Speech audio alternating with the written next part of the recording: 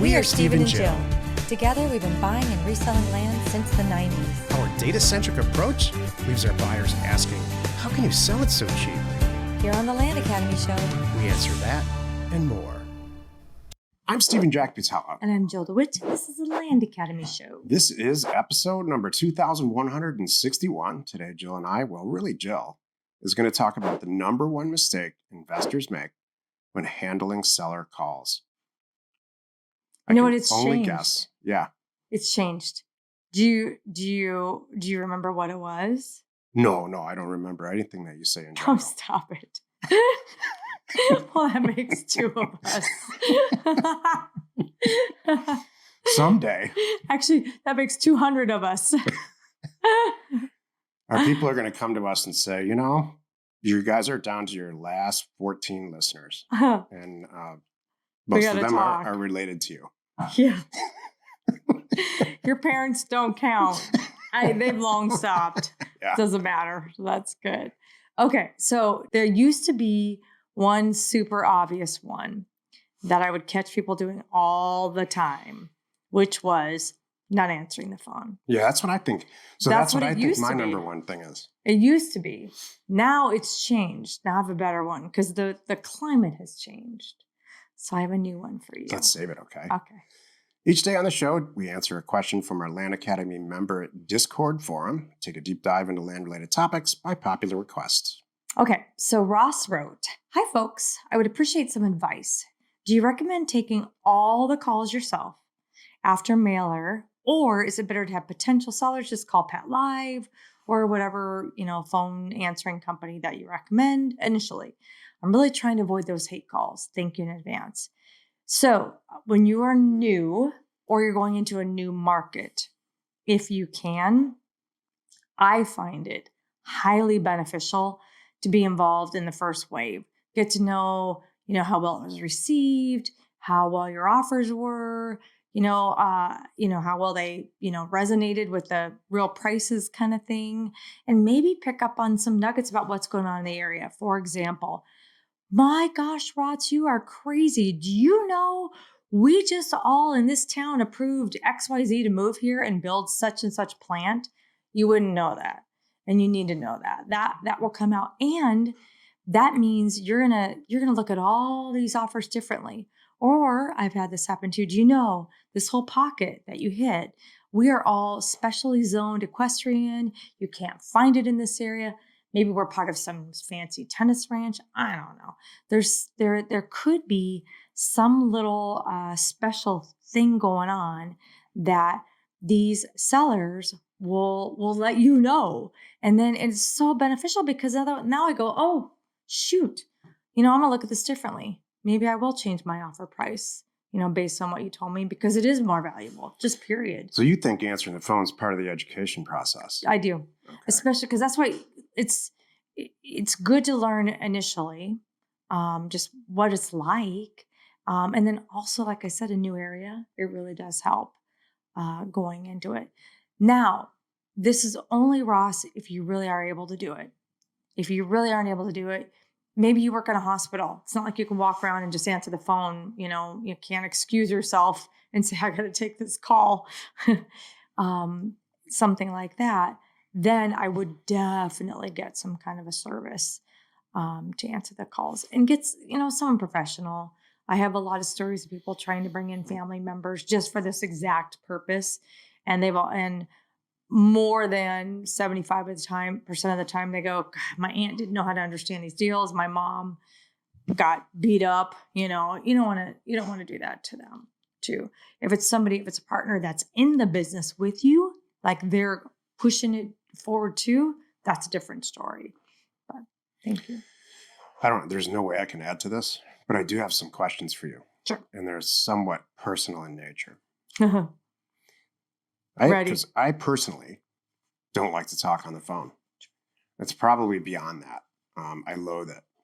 And it's way worse for some reason for me to make an outbound call than it is an inbound call.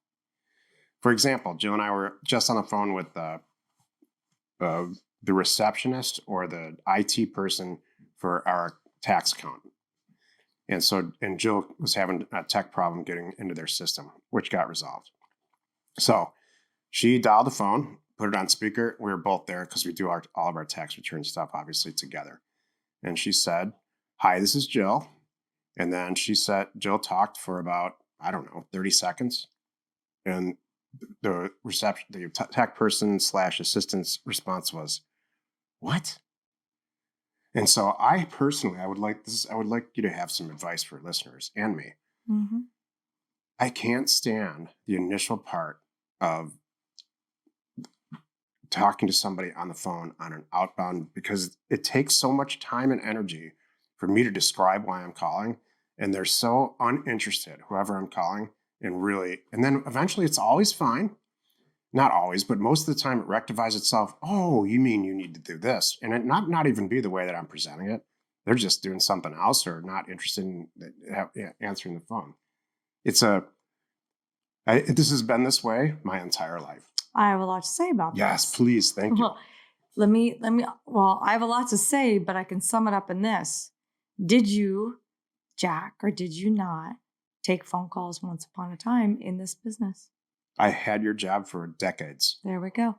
And you know what? You got through it. Yep. So, and I've had to do that. So I've had several people in personal coaching and LA Pro where I've said, "Look, I know it sucks, but I need you to take these calls." Does it suck for you? No, not for me. I'm telling them it sucks because they are like you. I got 2 people in particular who are just like you. They're like, "Don't make me do the phones." I'm like, "I know it sucks, but we just covered it. You're the best person right now. Yeah, you're trying to replace that position. But right now in your business, I'm sorry, you are the best person for this." And they're like, "Okay, I'll do it, Jill." I really think this might be useful. It's useful for me, so it might be useful for people who are listening. Well, So it's all those years when I had had your job essentially, time and more, because I was running the companies and all of that. We had a phone on our desk, and there's a huge difference, in my opinion, between hardware copper phones and these cell phones. There's somewhat of a delay or inconsistent the way that and I can remember trying to do this on a cell phone for the first time. And that, I really believe that, and probably I'm just getting older with less patience in general. That is when I'm like, you know what? It's just the communication barrier is too much now. I don't. Do you have that, or do you just not care? I just don't care. I barrel so you just be a big, huge, messy phone call. I make a joke out of it. You know what I do? Wait a second. I just make a joke out of it. Their system they're like, I lost you, and like, I'm like, "Don't worry about it. I'm not going anywhere. Are you through the tunnel now? We'll laugh about it." It's not even a tunnel. It's just a regular, even just if I talk to you on the phone and we're stationary with a great signal, the quality's not there. I just figured you hate the phones, period. It's just not it. Oh. It's not it. There's a miscommunication. That's what I hate. It's never going to go away. You have to accept it, I think. I don't think we're going to bring back landlines. You know what it is, now that I'm thinking about it, and this is really why this is now just a conversation between Jill and I. Yes. It's inefficient. That call with the tax accountant assistant person, they're not thinking. They're doing 13 things at once. We interrupted whatever they're doing. And so to communicate the point about why we actually called takes a minute or so. I'm fine with it. I can't stand that. She and I connected right away. All it was is like, and you know what we just figured out? The whole thing was, it's their system's down. Not their system down. It's a third-party system for storing documents. I'm like, "I'm not getting the password reset. Can you try it?" Yeah. And she's like, "Okay, sent." I'm like, "No, still don't have it." I said, "Fine. I said, "I'm sure these 6 things are all going to pop in an hour." She's like, "Yep." That was it. I love neither texting. Of us. For this reason, I love texting because it takes all the emotion out of it. There's no voice intonation. There's no delay. You know when the other person's going to respond, and you can tell immediately the way that they're responding. If they're using any punctuation or any of that, you can just right away make a decision. So it's the inefficiency in the communication that crushes my soul. I understand, and you didn't. What I hear you say, and this is what I want to try to get to the bottom of, is how can you shed some light for ding dongs like me? Are we going to get to the topic today? This is the topic, isn't No, we it? didn't even get to the topic yet. It's like, I'm like, this is a I lovely thought we were at conversation. the end of the topic. No, we didn't get to the topic yet. Can we do the topic? Sure. Okay. Then I'm happily to put my counseling hat back on for you. All right. Today's topic is the number one mistake that new investors make when handling seller calls. And hint, it's nothing he just talked about. Not one thing Jack said has to do with my topic today. Not one. He was deep diving into something that he needed. And I really appreciate it. We're all here for you. You know that? All of us. Thank you for your patience. Are today, here Joe. for you. You're welcome. So here's the thing. It's not answering the phone. It's not who answers the phone. The number one mistake that I see new investors doing right now is not pushing deals through the system, period. They call, you answer, you're wishy-washy about the deal, you're wishy-washy about the next steps, you're wishy-washy about how much time you need to do your due diligence. Nobody hangs up feeling great. That is a huge mistake. This is exactly what I was talking about in what you call an unrelated topic. There is no efficiency. Would you It's like not efficiency. It's you clear as pushing a buyer? the You deal as a buyer ahead. are not clearly sending this message. I want to buy your property. Does the number on the offer that I just sent you work for you? Yes. Excellent. Here's the next step. Right. That is clearly communicating a message. It didn't happen with the tax accountant person. It doesn't happen with anybody I anymore. got everything I wanted It's this with that. culture. It's the culture that we're in now. The Really? culture, yeah. It's the I don't internet. think so. It's the internet. I don't think so. I think it's just, well, let's go back to this. Ignoring the internet and ignoring the age gap. Whatever you're talking about. We will go back to that, I promise, and I will probably do it off camera, and I'll give you all day. Then she really won't listen. All day. So I wonder how many people You know would what really I'm like gonna to see that kind of exchange between us. actually, we're off camera. I'm going to bring somebody else in, and you're going You're going to sub it out. Yeah, You're going to delegate to a my licensed mental professional. Yes. Delegate my mental 'Cause health. I'm not licensed and I'm not a professional in that topic. I think you just don't care. You'll slam it down. You'll get on the phone. You'll talk No. for a half hour as long as you get what you want at the end. No. That's what I think. No, I want everybody to win. That's the whole thing. Look, I'm glad you brought that up because that's the thing with investors too. I want everybody to win. I'm not here to talk someone into selling something that they don't want to sell. But you better believe if they want to sell it, I'm here to get the best price and make everybody feel good about it. That's it. That's all. I'm not here to pay retail. I'm not here to, woohoo, you won the lottery. That's not what's going to happen when you call me because you got the letter. So think about it. But what you are going to get is, I'm here. I'm real. It's a good price. Hey, if you want to take your chances and list it with your cousin who's a broker and you want to see what goes and whatever, and you have the time, do that. People are like, hey, if you want to do that, do that. Because then you're not a real seller to me right now. The real sellers, I don't have time for that. I need the dough tomorrow. Jill, thank you. You know what? This is going to work for me. It's going to get me out of my jam. I don't have time to wait, take my chances, risk whatever.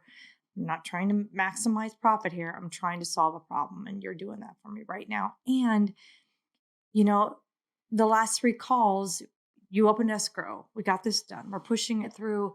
I know it's going to close on the 13th, whatever it is, kind of thing. Yeah, that's exactly how it goes. So that's my thing. You need to, and this is huge. I see so many people doing this, and it starts with phone call number 1. You want to make them feel that you love this deal until you don't. You want it, you love it. This is great. Can I have the signed purchase agreement back? Hey, even if we're on the same page on the price wise, let's keep pushing it forward until you don't. So I know I sent you an offer for $17,000. You think it's worth $30,000? Okay, let me think about this. Tell you what, get me that back. Let me see what I can do and if I can make $30,000 work, kind of thing. I still want to sign purchase agreement. Let's get some buy-in. Let's get them thinking it's rolling through the system, and maybe I have to change it. So, and I do my due diligence, and I send him a new purchase agreement with DocuSign, because now we're 3 conversations in and we've all warmed up and we all realize his 30 was not realistic anyway. And they realize that, but you met him at 22, let's just say. So everybody's happy. That's how it would go. And you're going to work it through the system. But I had one little other nugget in there, but anyway, that's my whole thing. You just keep pushing it through, not dropping the ball, doing your due diligence, and then you let them know if like, shoot, you know what? I thought I could make 30 work. Thank you very much for getting that back to me so fast. I went and looked at this, and you know what? I didn't realize the access was this, and it's got this, and it doesn't have this, whatever it is. Like, it actually doesn't work for me at all anymore. Like, shucks, really? Would you give me any price? That's going to happen. And then you decide what you want to do. Thank you. Think about how much time you spend on doing a mailer and how many questions. The vast majority of the questions that we get here at Land Academy are about pricing and doing a mailer and the technical parts of it, because I really go over it. And when we released Land Academy in whatever it was, 2014 or 15, there was nothing like this on the market. Everybody's copied it since. Yeah. So we had a lot of questions about it, and people tried to perfect it. But what doesn't happen on Jill's side of this business, and what she really just made me think of, is that she is deconstructing and taking a technical approach. Doesn't look like it or sound like it. Deconstructing and taking a technical approach to answering the phone. She's not just, people like me aren't spending enough time thinking about how they're going to answer the phone, what they're going to say. For Jill, it's easy because she's been doing it her whole life, and it's more responsive. It seems responsive, but the fact is you have deconstructed it. Oh, yeah. And you know what you want when you're talking to a seller, and what, I want to do. You're very much in real time adjusting to what the seller is doing, but it is to an end. True. So you know what you're doing when you're on the phone. You know, from a self-assessment standpoint, I'm trying to buy this piece of land, and here's how I'm going to try to do it. What angle I take, how it's exactly going to happen, I don't know, because I'm adjusting to the seller. It's going to end with a deal. Let me end it on this. It's going to end with a deal in my lap at my price, unless I say I don't want it. It kind of makes me want to kiss you. Thank you. And we'll do that off the air too, off camera, after we unpack all that other stuff. Join us tomorrow where Jill and I talk about the biggest time wasters in land investing. You are not alone in your real estate ambition. We are Jack and Jill. Information and inspiration to buy undervalued property. We hope you find our content valuable, and we appreciate your support. If you have not already, please check out our channel and hit the subscribe button. And your comments and suggestions help us to create the content you're here for. Hitting the like button helps to support our channel's algorithm and gauge your interest for future shows.